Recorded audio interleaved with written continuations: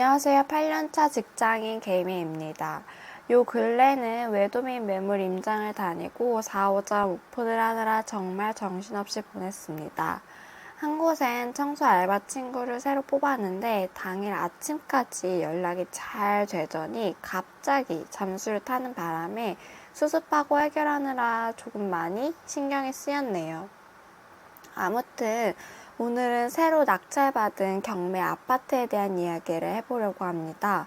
작년 11월부터 올해 3월까지 무주택자 탈출을 위해 계속 입지 분석하고 입찰을 하여 아파트 낙찰을 3월에 받았습니다.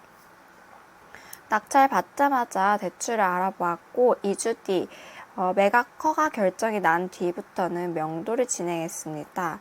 4월 중순쯤 경락 잔금 대출을 실행하여 낙찰가의 85% 되는 금액을 대출받아 잔금을 치루었습니다.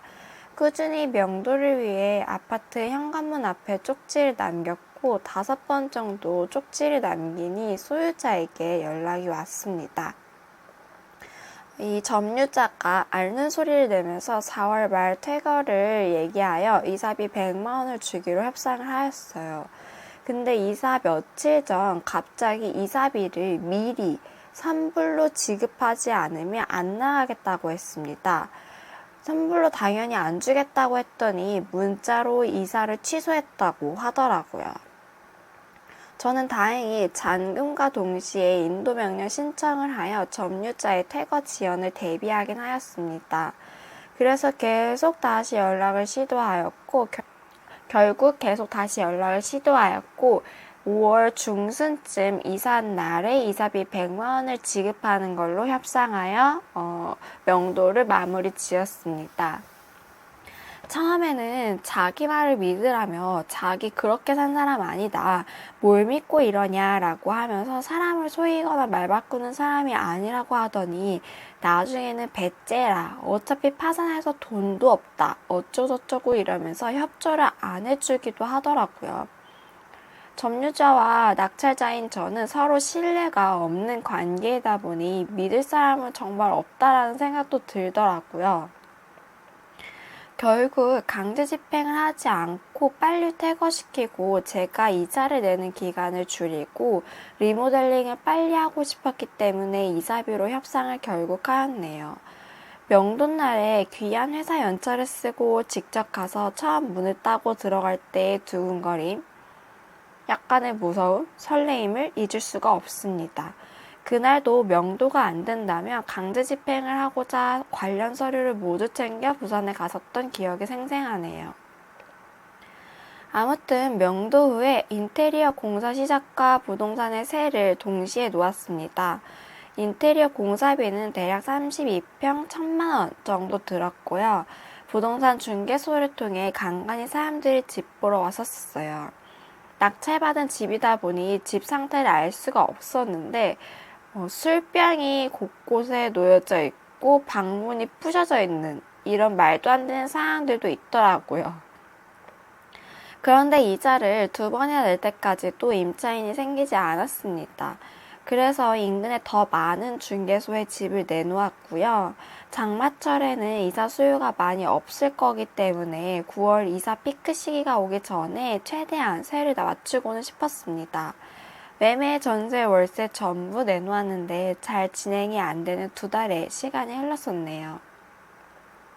그러다가 갑자기 어느 날 금요일 저녁 월세 계약 요청을 하는 임차인이 있다는 연락을 받아 바로 토요일에 내려가서 계약을 진행했네요.